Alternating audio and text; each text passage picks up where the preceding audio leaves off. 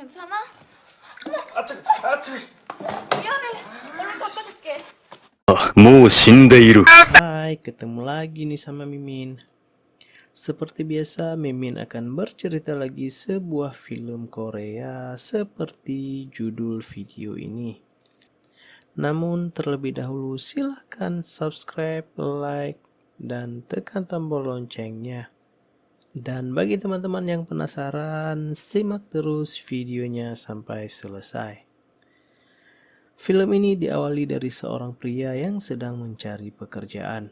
Pria ini bernama Yonggi. Saat sedang di jalan mencari pekerjaan, tanpa sengaja Yonggi bertemu dengan seorang penjual barang antik. Si penjual itu pun menawarkan sebuah barang yang mempunyai suatu kekuatan magis.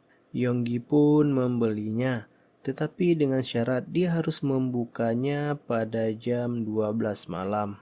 Pada saat malam, Yonggi pun menunggu jam 12 sampai Yonggi tertidur. Kemudian dia pun terbangun dan melihat jam masih menunjukkan jam setengah 12. Karena tidak sabar, akhirnya Yonggi pun membuka kotak tersebut dan ternyata isi kotak tersebut adalah satu buah kondom dan selembar poster lowongan pekerjaan. Kemudian Yonggi pun kembali melanjutkan tidurnya. Keesokan harinya, Yonggi pun melamar pekerjaan di sebuah perusahaan yang ada di poster semalam itu. Dia pun diwawancarai oleh seorang cewek yang cantik dengan pakaian yang buat batangan si Yonggi mau keluar. Wanita itu pun bernama Tim Yang.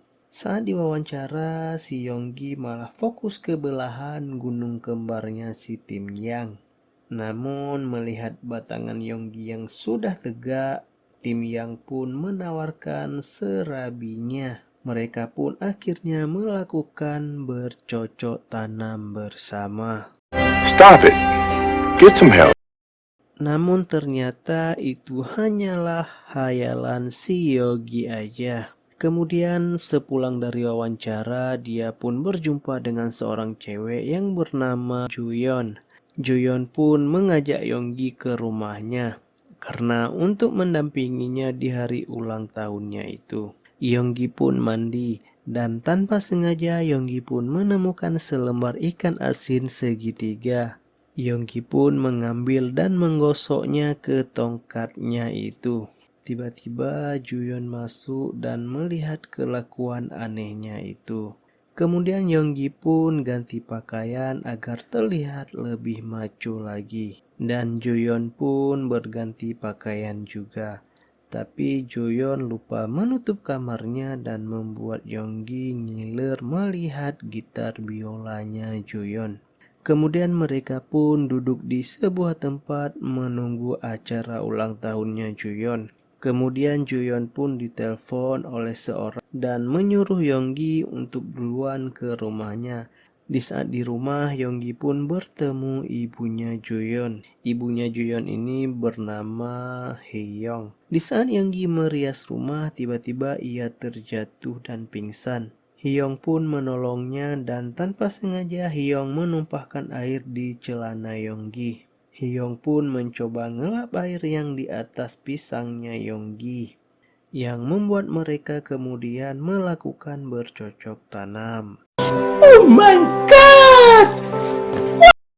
Namun lagi-lagi itu hanyalah hayalan si Yonggi saat di waktu pingsan. Saat Yonggi sadar, di depannya sudah ada Juyeon, ibu dan ayahnya. Malamnya mereka pun merayakan ulang tahunnya Juyeon. Setelah acara ulang tahunnya selesai, Juyeon pun mengantar Yonggi dan berterima kasih karena sudah mau membantunya. Yonggi pun pulang dan kemudian ia pun tertidur. Namun di saat waktu yang sama, saat Yonggi membuka kotak ajaib itu, Yonggi seakan-akan mimpi dan terbawa berulang-ulang semua hal yang dilakukan hari ini. Dia pun menyadari kalau itu adalah kutukannya karena telah membuka kotak tersebut tidak tepat waktu. Dia pun selalu saja terulang-ulang akan hal yang dilakukannya hari ini. seakan-akan itu adalah kenyataan. Namun untuk menghilangkan itu dia harus menyelesaikan sebuah misi. Dia harus menyelamatkan Juyeon, yang ternyata Juyeon anak angkat dari ayah dan ibunya sekarang. Sedangkan ayahnya telah meninggal dan ibunya menikah lagi, sehingga Juyeon pun mempunyai ayah tiri. Dan Juyeon selalu saja dipaksa bertani oleh ayah tirinya itu. Kemudian Yonggi pun kembali ke rumah Juyeon. Dia pun bersembunyi di lemari kamarnya Juyeon. Kemudian nampak ayah tirinya Juyeon yang hendak menggarap paksa sawahnya Juyeon. Dan seketika ayahnya Juyeon mengetahui Yonggi kalau dia berada di lemari. Yonggi pun keluar dari lemari. Dia pun dihajar oleh ayahnya Juyeon. Di saat ayah tirinya Juyeon hendak menikam Yonggi, Juyeon pun memukul kepala ayah tirinya itu dari belakang dan membuat ayah tirinya itu pingsan.